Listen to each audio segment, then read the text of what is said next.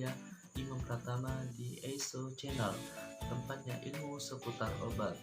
Nah, kali ini saya akan membahas mengenai obat kloroquine yang sebelumnya itu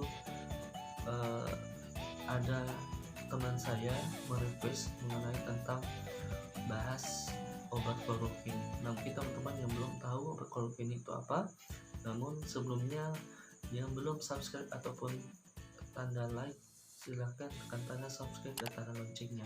Terima kasih banyak. Nah, kali ini di video ini saya membahas mengenai obat kloroquine itu sendiri yang sempat-sempatnya viral ya dalam waktu-waktu dekat kemarin, itu bahwa obat kloroquine ini katanya bisa menyembuhkan virus corona. Nah ya, dan perlu diketahui bahwa obat kloroquine ini merupakan suatu obat untuk anti malaria dan biasa disebabkan oleh parasit itu sendiri.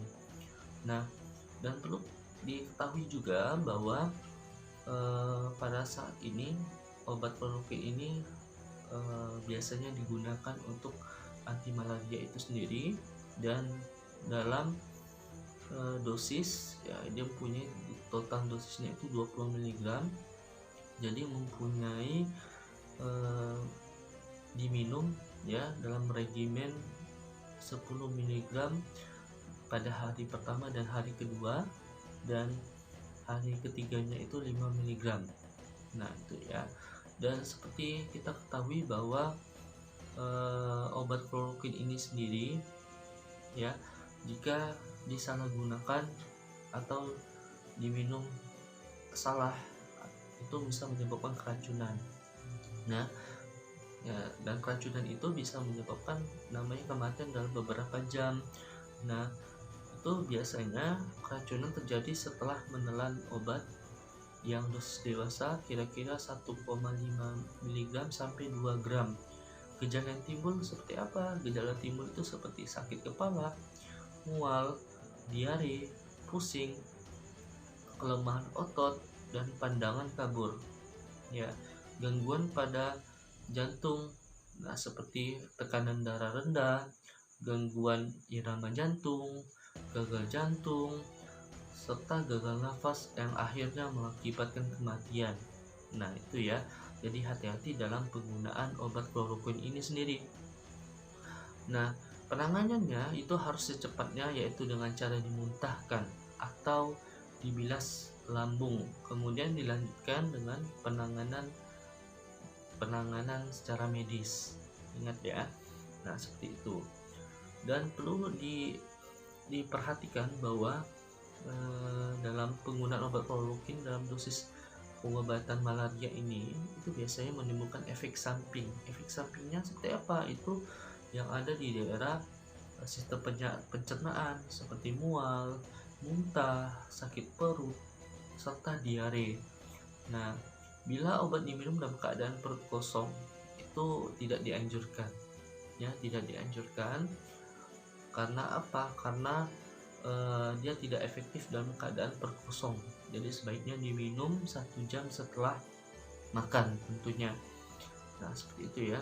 Jadi itu diusahakan untuk mencegah dari efek samping obat itu sendiri. Nah itu ya. Nah dalam obat kloroquine ini sendiri itu biasanya mempunyai hati-hati yang mempunyai riwayat alergi, yang punya alergi kloroquine ini sendiri. Nah itu takutnya itu ya.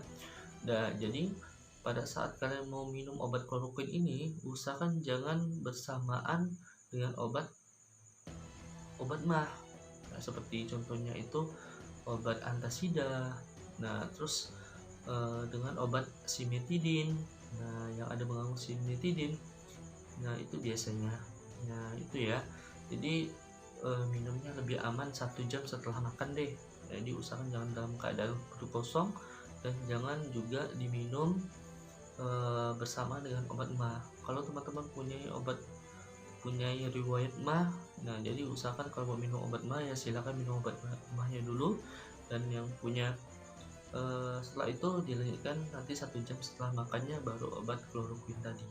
Nah sebelum saya menutup pada video kali ini, ada beberapa yang perlu sampaikan, yaitu tetap jaga kesehatan ya. Jadi selama COVID-19 ini ada yang mengatakan bahwa obat kloroquine ini cocok untuk menyembuhkan virus corona ini. Jadi menurut saya, pendapat saya, sebaiknya jangan diminum dulu tanpa dengan adanya pengawasan dari dokter. Ingat ya, harus konsultasikan dokter dulu, jangan sembarangan yang mendengar kata-kata orang di luar sana, misalnya tanpa pengawasan dokter ini langsung minum obat itu. Takutnya itu menyebabkan keracunan tadi, itu ditakutkan. Nah, itu pesan saya ya. Gini aja deh, kalau kalian misalnya dalam keadaan demam, panasnya naik turun, nah usahakan langsung aja pemeriksaannya kepada dokter atau ke pelayan kesehatan, itu lebih bagus ya. Jadi jangan menunda-nunda, istilahnya kalau merasa sakit jangan menunda-nunda dari rasa sakit tadi, usahakan secepatnya konsultasikan kepada dokter. Ingat ya. Oke, mungkin itu aja bisa saya sampaikan. Ingat sekali lagi, tetap jaga kesehatan di rumah, gunakan masker, dan tetap selalu menghindar dari keramaian ya, tetap lakukan physical distancing. Nah, pokoknya intinya jaga kesehatan. Oke, mungkin itu aja bisa saya sampaikan. Wabillahi taufiq wal hidayah. Wassalamualaikum warahmatullahi wabarakatuh.